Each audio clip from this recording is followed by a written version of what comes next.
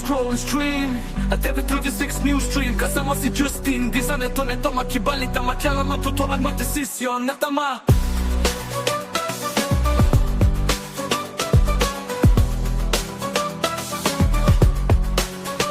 Skip the scroll and stream at every 36 news stream kasama si Justin. Di sa neto makibalita makyala matutunan magdesisyon na tama. Magdesisyon na tama.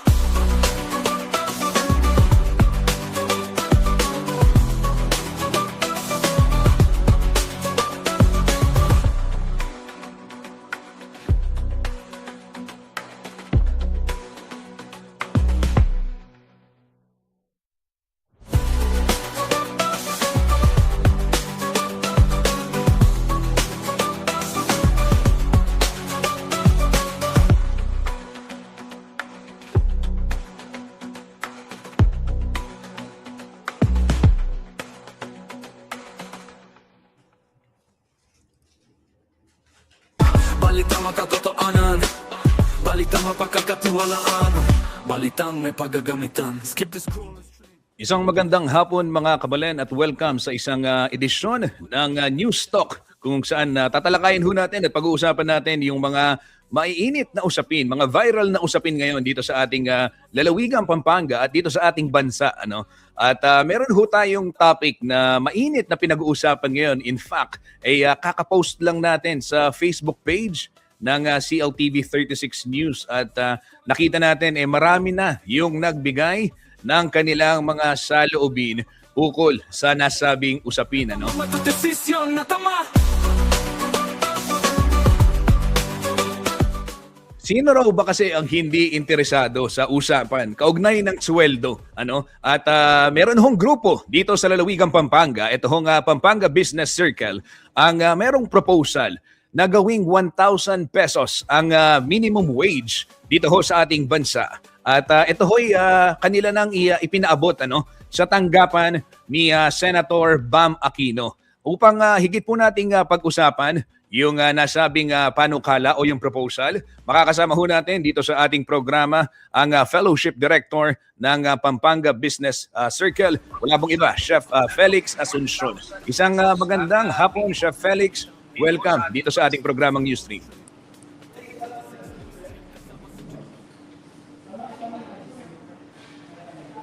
Ayan. Chef Felix, isang magandang hapon at welcome sa ating programang Newsstream. Ayan. Ay, nawala lang si Chef Felix. Ayan. Magdesisyon na tama.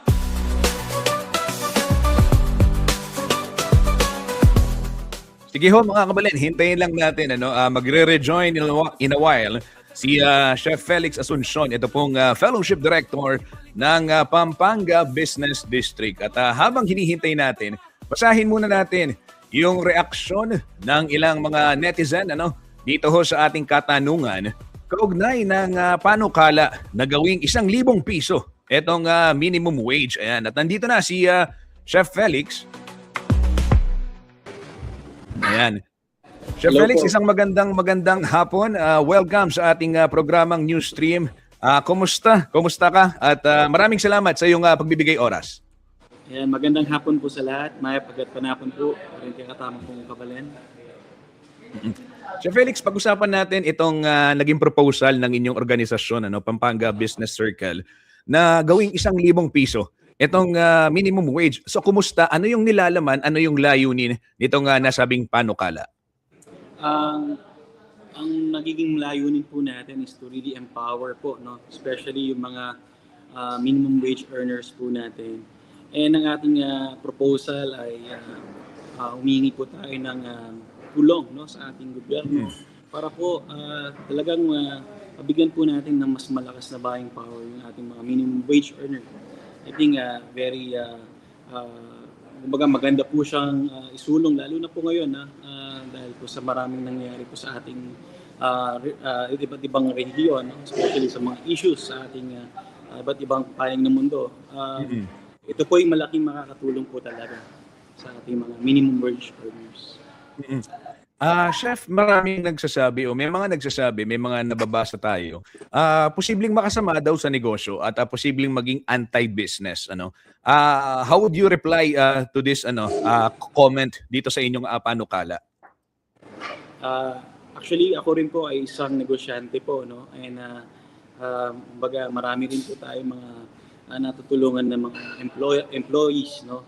And kung titignan po natin on a perspective ng business owner, parang lalo na po kung marami po tayong mga empleyadong currently naka-employ po sa atin, ay talagang makikita na parang suntok sa buwan, parang masyadong mataas o malaki yung ating hinihinging wage, no?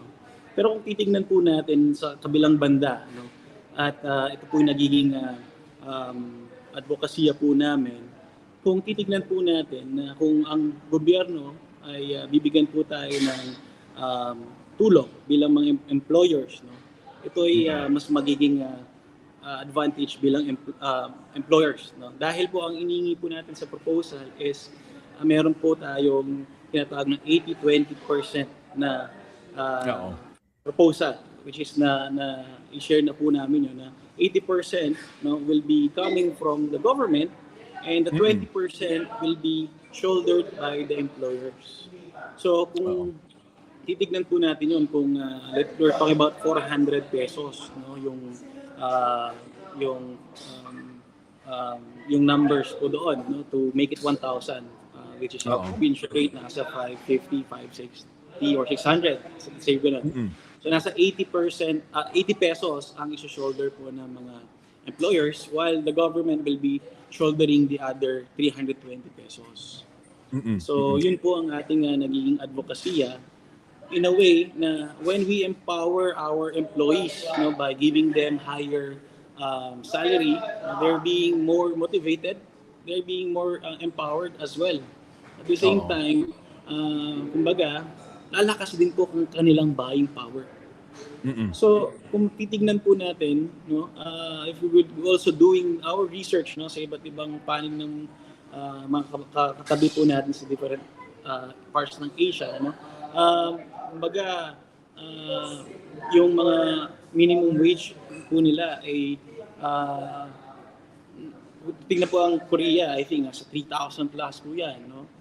Kumbaga, i-optimize lang po natin itong minimum wage earners na makitulungan po natin sila, ma-empower po natin sila by, yun nga po, ang naging advocate business circle po.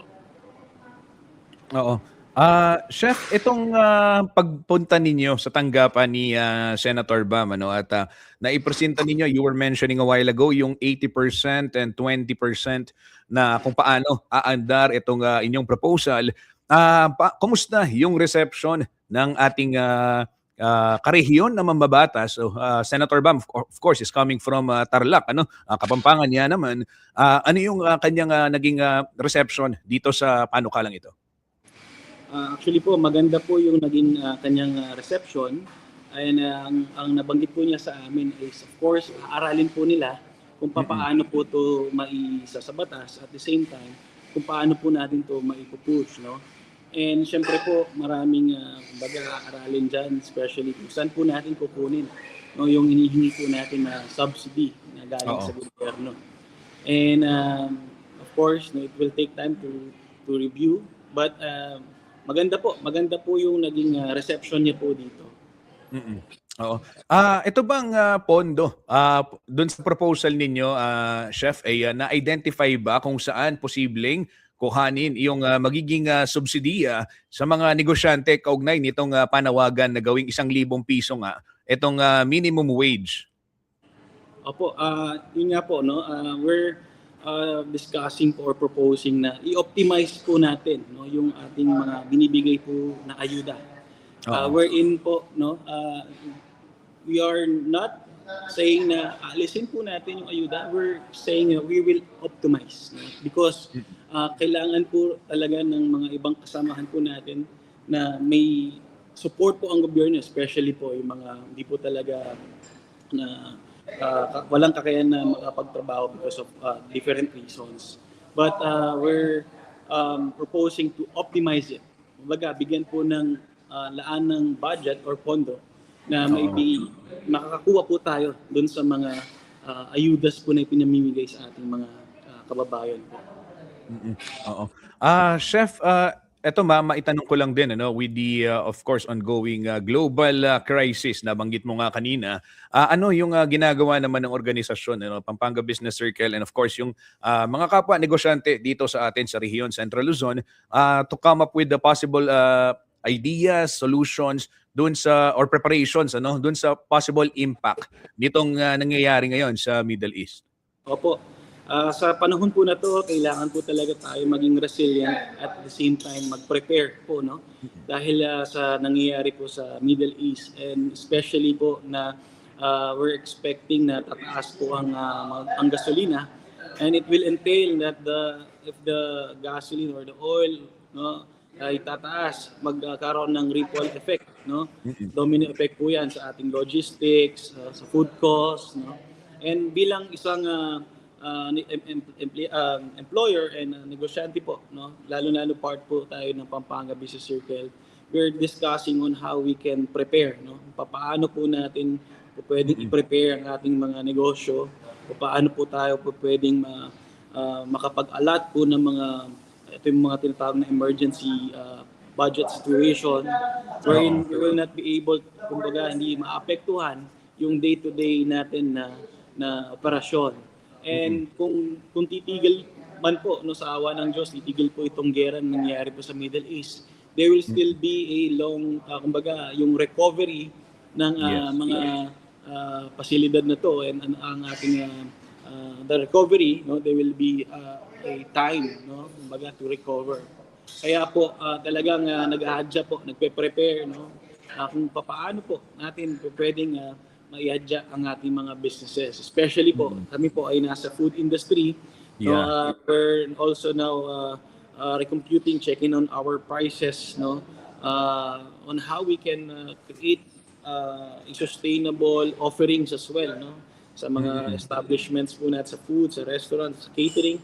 And of course, this is also the time that we can support the locally produced or yung mga local farmers po natin and locally available, no, na within the area pwede po nating i-offer at i-innovate.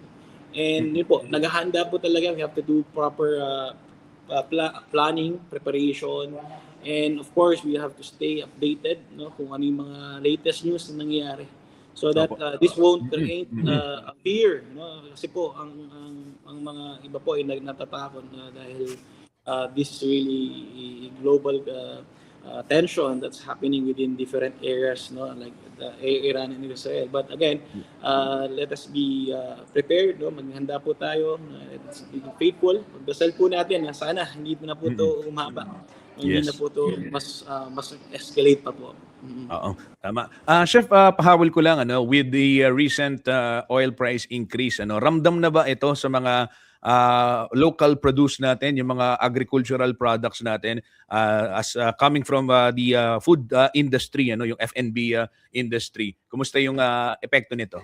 Opo, actually kung mapapansin niyo pag nagpagasolina po tayo, slowly po umaakyat ang presyo ng gasolina, and it will really boils down to the food, the raw materials that we are getting from different areas and sources.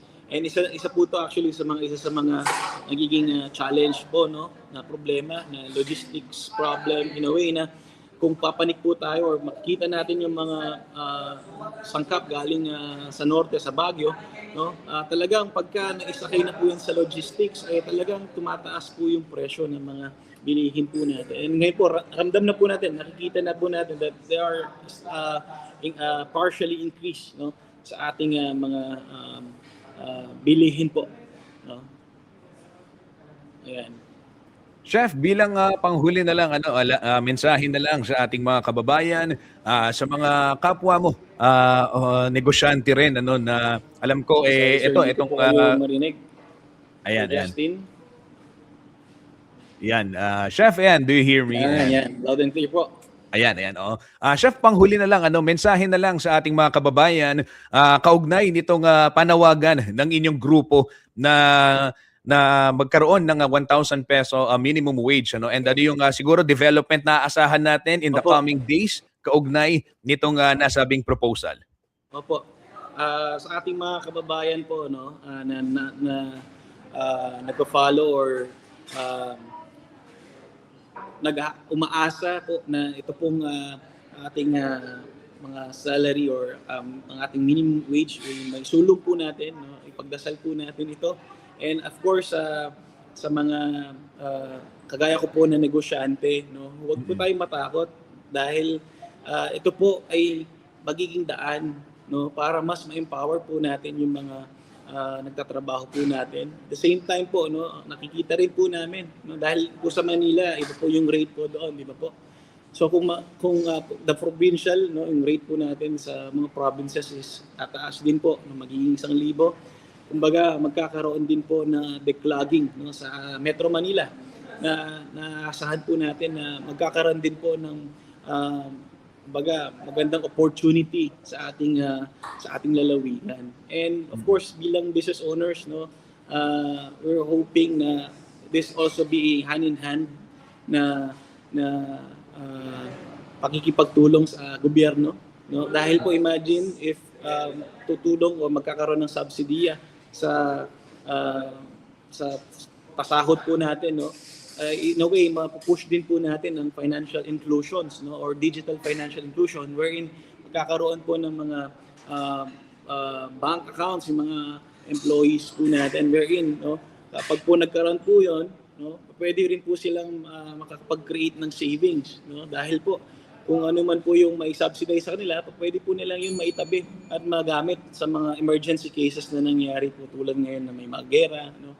And again, no, when we empower our employees, yung mga nagtatrabaho, no, mapupush din po na magtrabaho yung mga physically capable na mga tao dahil okay, 1,000 na yung kada araw na pwede ko suhurin. Mas mamomotivate po sila na magtrabaho po ngayon dahil po mas nakikita po nila yung value sa kanilang ginagawa, no. And asahan po natin na there will be progress, no. Kami rin po bilang the fellowship director and kasama po sa Pampanga Business Circle, kami po ay nagiging hopeful na ito po ay magiging magandang panukala at advokasya, not to bring down at ang mga negosyo, no, but to empower, no.